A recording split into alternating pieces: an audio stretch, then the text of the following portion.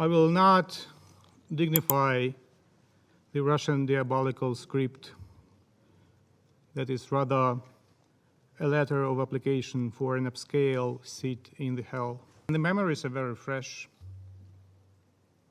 The Security Council was discussing the ways to prevent the war quite recently in this very chamber. And at the very same moment, deadly airstrikes were dropped on civilian heads across my country. And the Russian troops crossed the Ukrainian border from the territory of Russia. The territory of Belarus was used for missile attacks, and the troops were marching from the occupied parts of the Ukraine's Donbass and Crimea. Last night was the most horrific for Kyiv since, just imagine, 1941, when it was attacked by Nazis. Last night was attacked by someone who pretends they are fighting with neo-Nazism. Therefore, I'm not surprised that Russia voted against.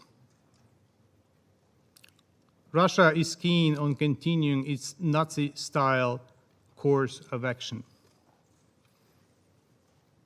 The Kremlin regime should not be called Russian regime. The Kremlin regime should be called Russist regime. A couple of hours ago, my president said, and I quote, "Tonight, the enemy will use all the forces at their disposal to break our resistance, vile, cruel, and inhuman.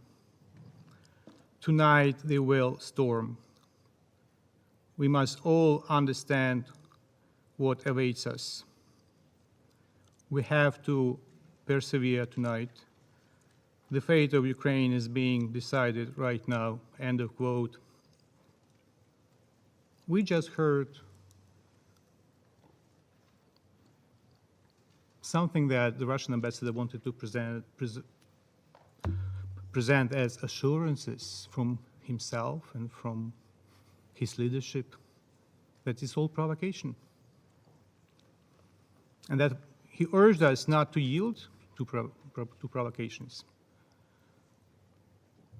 Do you remember how many times he said that, and his deputies said in this very room that there will be no invasion, no attacks? Do you remember how, during the previous session, he was walking out of the chamber, trying to call someone, not knowing what was going on? How we can trust you?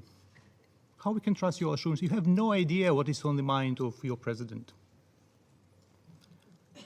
Your words have less value than a hole in the New York pretzel.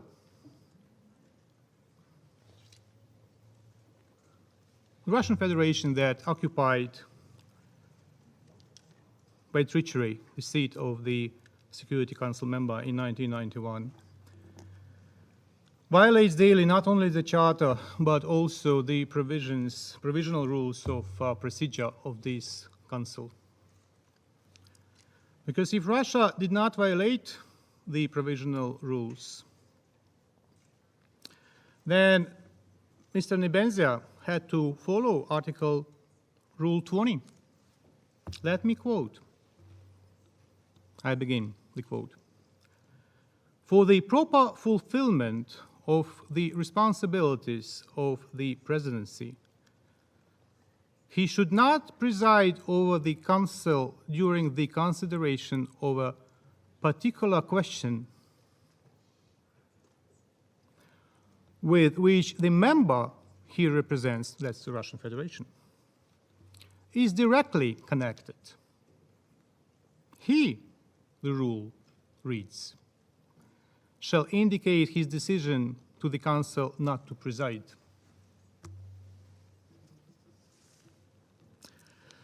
So since the Council is not ruled by the current presidency by rules,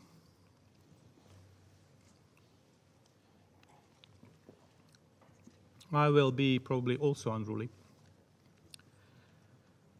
And I will ask all of you to dedicate a moment of complete silence to pray or to meditate if you do not believe in God, for peace, to pray for souls of those who has been already killed, for souls of those who may be killed. And I invite the Russian ambassador to pray for salvation. Please, ladies and gentlemen, let us spend a moment in a complete silence. Прошу прощения, прежде I do apologize, but before moving to a moment of silence, I want to include in the list those people who perished over all these years in Donbass. They also are worthy of being mentioned. All human lives are valuable. Let's not forget them either. But let's, ladies and gentlemen, spend a moment in complete silence. Thank you. I'm saddened, however, that there is a small handful of members that seem to be still tolerating the war. Any complex historical context could not be used to justify what is going on.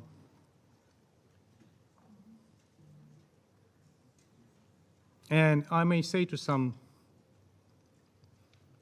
it is exactly the safety of your nationals right now in Ukraine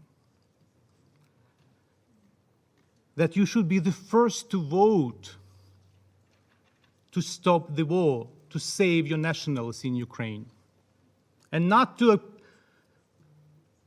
think about whether you should or should not vote because of the safety of your nationals. Nothing could justify missile shellings of kindergarten and an orphanage, hospitals that happened today. And in fact, one of my relatives got a stroke a couple of days ago, and that person cannot be evacuated even to the shelter because the person is not movable. So the person is in the hospital in the city of Kyiv. These attacks are war crimes and violations of the Rome Statute, whether you party to it or not. We are collecting these and other facts and will immediately send them to The Hague. And responsibility is inevitable. Nothing could justify today's deliberate shelling by a Russian warship of a Moldovan-flagged chemical tanker with the Russian crew. Imagine. Or a Panamanian flag cargo ship near Odessa port in the Black Sea.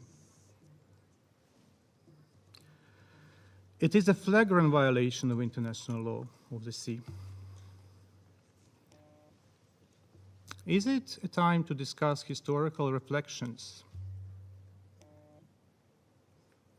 against the backdrop of the alarming situation in the Chernobyl nuclear power plant, seized by the Russian armed groups?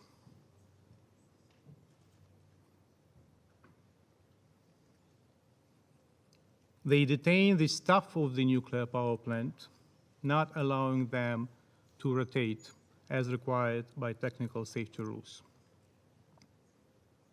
Another matter of alarm that the control levels of gamma radiation, those rates in the exclusion zone, have already been exceeded because of the damage of the topsoil due to the movement of a large number of heavy military equipment, including tanks. And as a result, there is contamination by radioactive dust. To stop the advance of the Russian tanks, a young gentleman, a hero, blew himself on a bridge. He killed himself to destroy the bridge, not to let the Russian tanks to go ahead.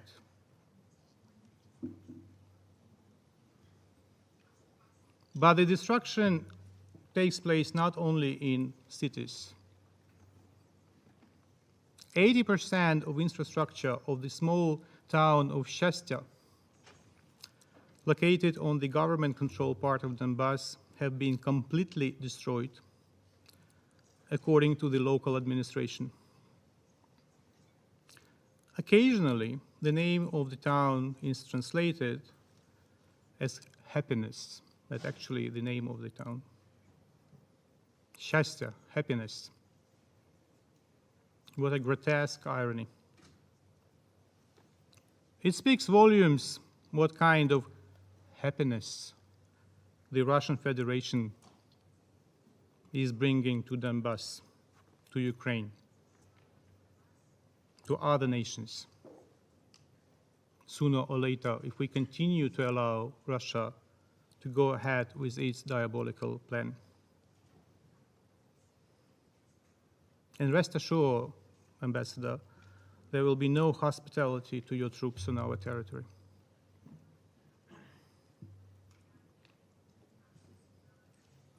Ukraine has been executing its right for self-defense according to the Article 51. It's not the Russia that executes.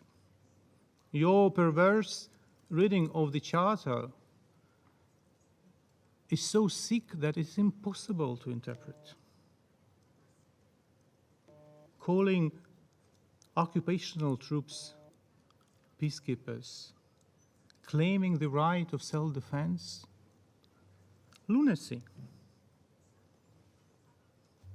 The Russian troops are suffering heavy losses.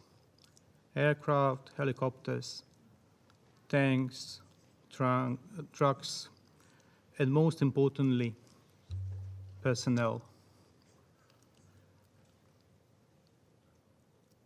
You can stop the vote in this chamber. But what may stop the war